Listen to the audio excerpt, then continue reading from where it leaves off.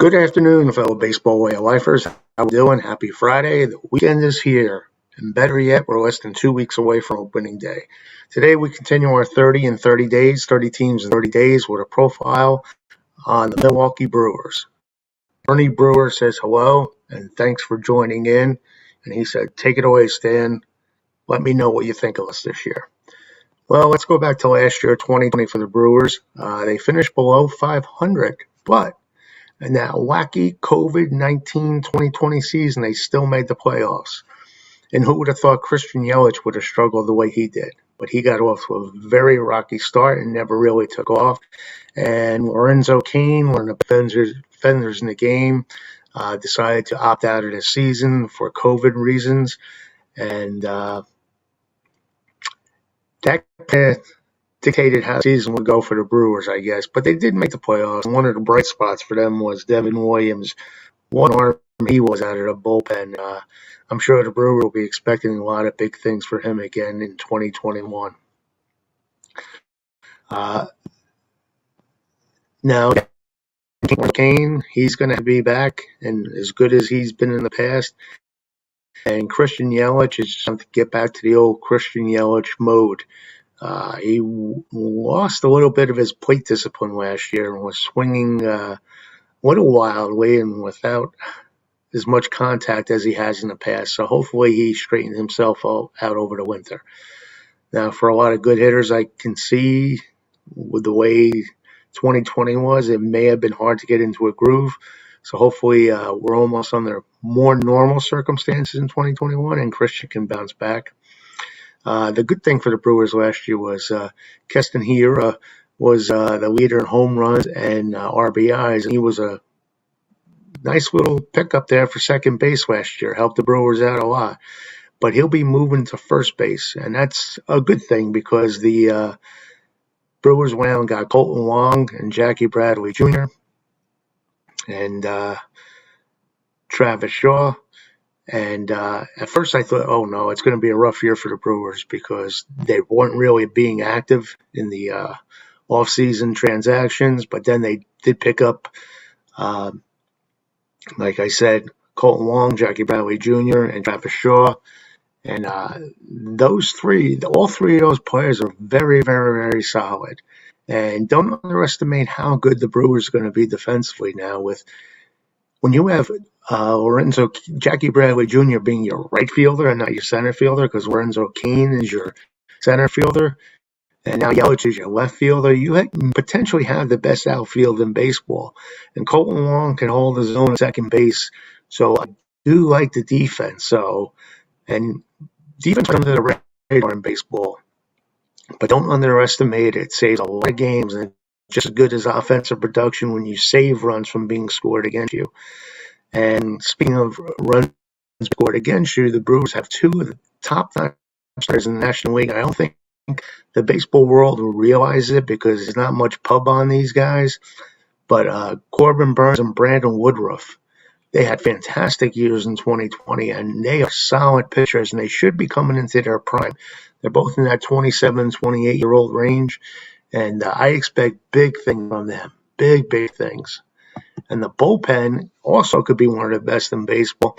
When you combine Josh Hader, who could be lights out and is one of the best in the business, we know, for the last few years, you combine him with Devin Williams and Brett Sutter as a seventh-inning man, you got quite a trio there. So all the Brewers have to do is stay close, score some runs. The defense is there, and there's potential for Brewers this year. But we shall see. The only thing that bothers me at the Brewers is the lineup isn't as solid as it could be. But if everyone plays up to their potential, who knows what could happen. So that's kind of looking at the future of 2021. Now let's go back to the Brewers' past. Who remembers them as the Seattle Pirates? Who remembers? Yes, one year they played in Seattle and then they moved to Milwaukee. And it's been a wacky tale for the Brewers since they moved to Milwaukee.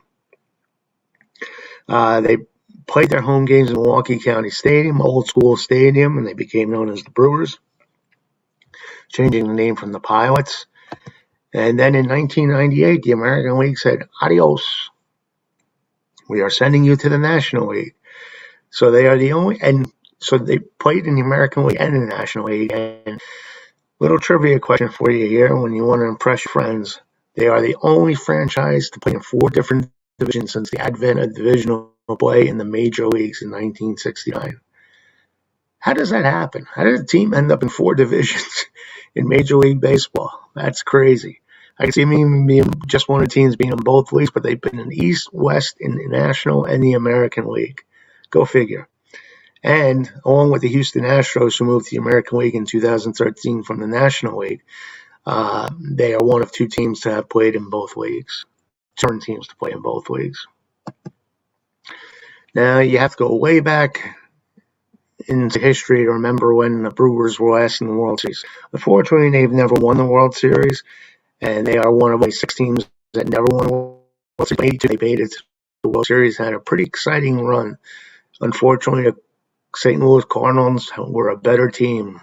Both teams, that was a contrasting match of styles there, and it was a good World Series. I enjoyed it very much, and Middle America took the heart of the American viewing audience. A lot of people still to this day talk about the World Series.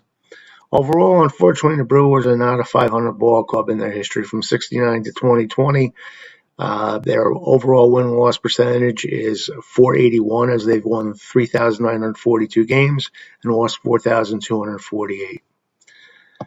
So they did win the World Series in 1980, were in the World Series. Unfortunately, they didn't win.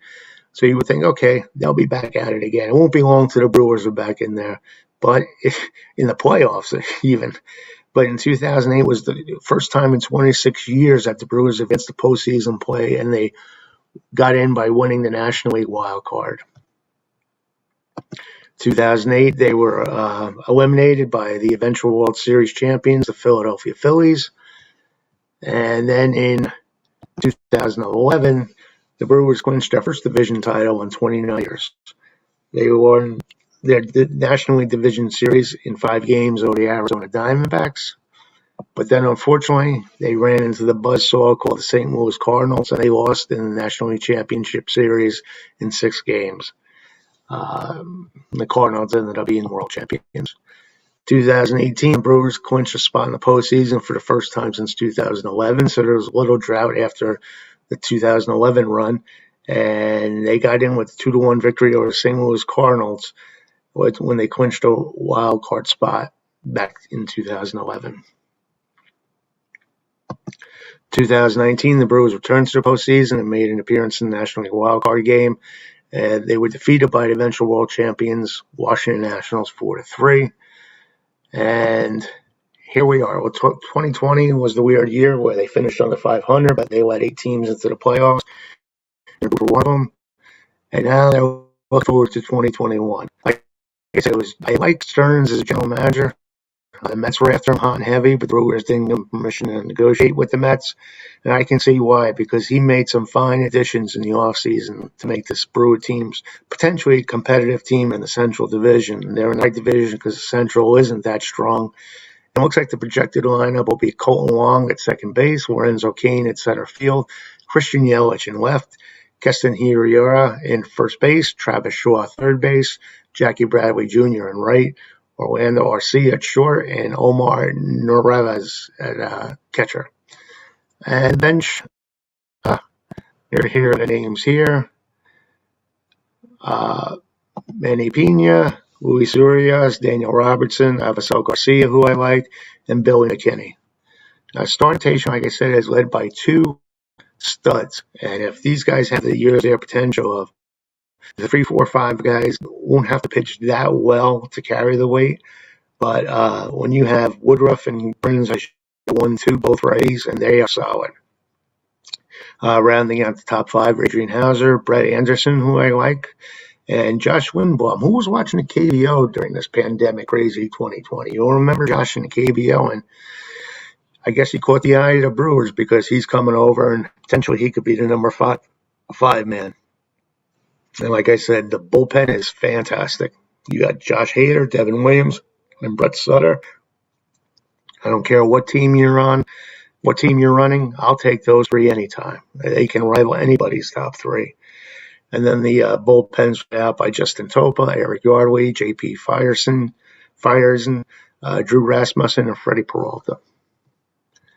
Now, unfortunately, there's not much in the pipeline as far as prospects for the Brewers. It could be a few lean years ahead, so they're going to really have to improvise and figure out what they're going to be putting out on the field in the years, and have to be very crafty picking up talent. They do need to restock the farm system.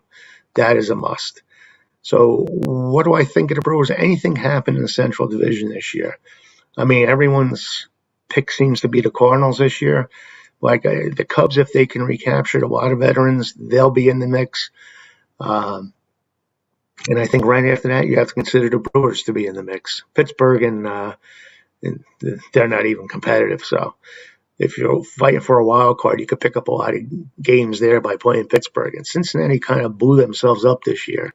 And I don't have much hope for Cincinnati. So I think the Brewers will at least finish third, and there's a potential for first place. And I think they will be a 500 team just due to the fact that they're in the Central Division and outside shot at making the playoffs. What do you think? Put in a comment if you want. And if you like this video, please say like. If you dislike it, please say dislike it. If you want to become a subscriber and be updated as to when all my videos come out, just hit subscribe. We'd love to have you. Like I said, one of these days, one of these videos a day goes up on the baseball Facebook group, Baseball Way of Life. So if you're not a member, feel free to join that group. We'd love to have you. And that's it for the Brewers right now. So at the moment, I would just like to say, have a great Friday, play ball, and as always, adios.